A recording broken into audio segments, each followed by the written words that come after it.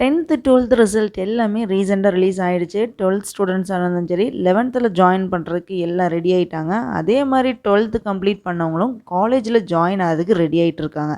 Engineering, arts and science, ITI, diploma இந்த மாரி கோர்சஸ்க்கு எல்லாத்துக்குமே அப்ளிகேஷன் ரெஜிஸ்டர் பண்ணுறதுக்கு எல்லாமே ஸ்டார்ட் ஆயிடுச்சு. சர்டன் டாக்குமெண்ட்ஸை ஸ்டூடெண்ட்ஸ் வந்து ஸ்கூல் இல்லைனா காலேஜில் ஜாயின் பண்ணுறதுக்கு ரெடியாக வச்சுருக்கணும். என்னென்ன சர்டிஃபிகேட் மேண்டேட்ரின்னு நம்ம பார்க்கலாம். வீடியோக்குள்ளே போகிறதுக்கு முன்னாடி நோவல்டி சேனலுக்கு சப்ஸ்கிரைப் பண்ணிவிட்டு அப்படியே பெல்லுக்கு ஆல் கொடுங்க. டீட்டெயில்டாக கிளியர் கட்டாக சொல்லியிருக்கேன். இந்த வீடியோவை ஸ்கிப் பண்ணாமல் ஃபுல்லாக பாருங்கள். இந்த வீடியோ யூஸ்ஃபுல்லாக இருந்துச்சுன்னா ஃப்ரெண்ட்ஸ் அண்ட் ஃபேமிலி மெம்பர்ஸ்க்கு ஷேர் பண்ணுங்கள். யாரெல்லாம் 10th 12th முடிச்சுட்டு நெக்ஸ்ட் கோர்ஸ் ஜாயின் பண்ண போகிறாங்களோ அவங்களுக்கு ரொம்ப யூஸ்ஃபுல்லாக இருக்கும். நர்வஸாக இல்லாமல் ரிலாக்ஸாக நீங்கள் உங்களுக்கு பிடிச்ச கோர்ஸை அப்ளை பண்ணிட்டு வரலாம். இந்த சர்டிஃபிகேட் எல்லாமே எடுத்துகிட்டு போனால் டோட்டலாக 10 பாயிண்ட் இருக்குது. 1 பை 1 பார்க்கலாம். நீங்கள் எந்த கோர்ஸு ஜாயின் பண்ணுறதா இருந்தாலும் ஃபஸ்ட்டு ஃபோட்டோ மேண்டேட்ரி. ரீசெண்டாக எடுத்த கலர் பாஸ்போர்ட் சைஸ் ஃபோட்டோ தான் மறக்காமல் எடுத்துகிட்டு போங்க. நீங்கள் ஸ்டுடியோவில் ஃபோட்டோ எடுத்தால் பல்காக காப்பி தருவாங்க. அது எல்லாத்தையுமே எடுத்துகிட்டு போயிடுங்க. 1 2 போதும், மித்ததெல்லாம் வீட்டில் வச்சுட்டு போயிடலான்னு வச்சுட்டு போயிடாதீங்க. எல்லாத்தையுமே எடுத்துகிட்டு போயிடுங்க. இன்கேஸ் மோர் தென் 2 ஃபோட்டோ கேட்டுட்டா எகெயின் நீங்கள் வீட்டுக்கு வந்து எடுத்துகிட்டு போக முடியாது. ஒரு சிலவங்களுக்கு வீடு ரொம்ப தூரமாக இருக்கும். காலேஜ் ஒரு ஸ்கூல் பக்கத்தில் நீங்கள் மறுபடியும் போய் ஃபோட்டோ எடுக்கணும் அப்படின்னா அங்கே ஸ்டுடியோ இருக்குமான்றது தெரியல. எதுக்கு தேவையில்லாமல் டென்ஷன் ரிஸ்க்கெல்லாம் என்னோடய எக்ஸ்பீரியன்ஸில் சொல்கிறேன். நான் அலைஞ்சிருக்கேன்.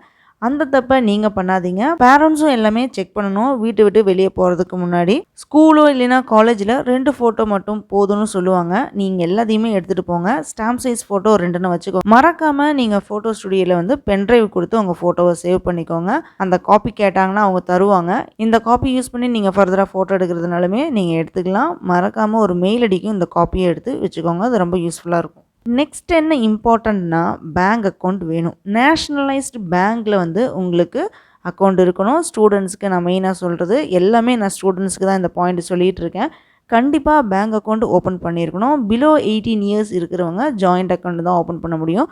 பேரண்ட்ஸ் தான் கார்டியனாக இருப்பாங்க அவங்களுக்கு.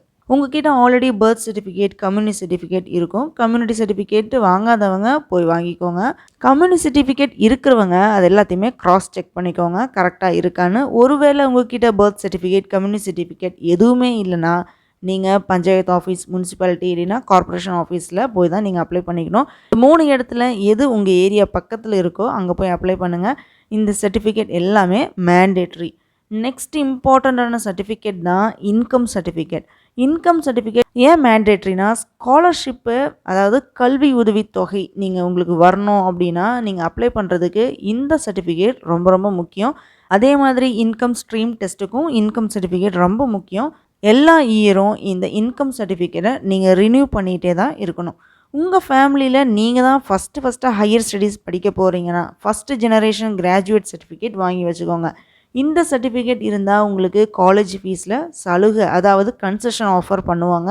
ஃபீஸ் கம்மியாகும். மறக்காமல் இந்த சர்டிஃபிகேட்டையும் அப்ளை பண்ணி வச்சுக்கோங்க. கொஞ்சம் கோர்ஸ்க்கு மட்டும்தான் நேட்டிவிட்டி சர்டிஃபிகேட்டை கேட்பாங்க.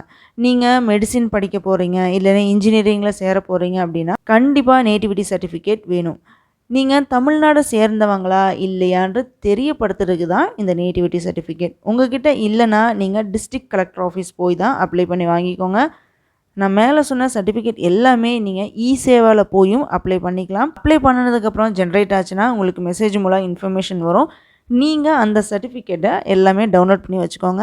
இன்கேஸ் நீங்கள் டைரெக்டாக போய் அப்ளை பண்ணிட்டீங்கன்னா உடனே கொடுத்துருவாங்க.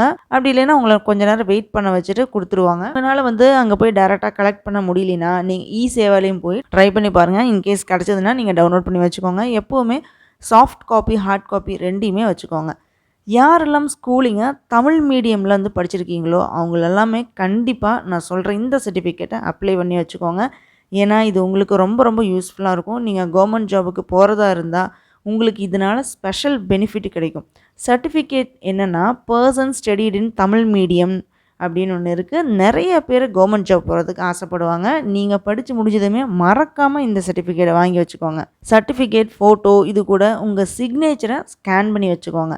பென்ட்ரைவில் ஒரு காப்பி, மெயிலில் ஒரு காப்பின்னு வச்சுக்கோங்க. உங்களோட மார்க் ஷீட்டு இல்லைனா மார்க் சர்டிஃபிகேட்டை ஒரு 10 காப்பி மறக்காமல் எடுத்து வச்சுக்கோங்க.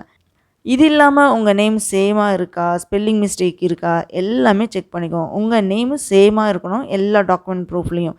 என்னென்னா Aadhaar card, family card, mark certificate, date of birth கரெக்டாக இருக்கா இல்லையான்னு செக் பண்ணுங்கள். உங்கள் அப்பா அம்மாவோட பேர், அட்ரஸ் இது எல்லாமே கரெக்டாக இருக்கா ஃபுல்லாக கிளியராக செக் பண்ணிக்கோங்க. இன்கேஸ் தப்பாக இருந்தால் நீங்கள் இ-சேவா போய் தான் அப்ளை பண்ணணும். உங்கள் நேம் கரெக்ஷன் இருக்குன்னா நீங்கள் கன்சர்ன் ஆஃபீஸ் போய் தான் அப்ளை பண்ணணும். லாஸ்ட் பாயிண்ட் என்னென்னா ட்ரான்ஸ்ஃபர் சர்டிஃபிகேட் மறக்காமல் வாங்கிக்கோங்க. நீங்கள் 10th முடித்து வேறு ஸ்கூலில் அதாவது 11th 12th ஜாயின் பண்ண போகிறீங்கன்னா கண்டிப்பாக டிசி வேணும். அதே மாதிரி காலேஜ் ஜாயின் பண்ண போகிறீங்கன்னா டிசி கம்பல்சரி. மறக்காமல் உங்கள் ஸ்கூல்லேருந்து கலெக்ட் பண்ணிக்கோங்க. எனக்கு தெரிஞ்ச வரை என்னென்ன சர்டிஃபிகேட் மேண்டேட்ரின்னு எல்லாமே இந்த வீடியோவில் டிஸ்கஸ் பண்ணியிருக்கேன். நான் சொன்னதில் எதுவும் உங்களுக்கு புரியலைன்னா கமெண்ட் பண்ணுங்கள். இல்லை ஏதாவது பாயிண்ட் நான் சொல்ல விட்டுட்டேன்னா அதையும் கமெண்டில் போடுங்க. நீங்கள் போடுற கமெண்ட் வேறு ஒருத்தவங்களுக்கு ரொம்ப யூஸ்ஃபுல்லாக இருக்கும்.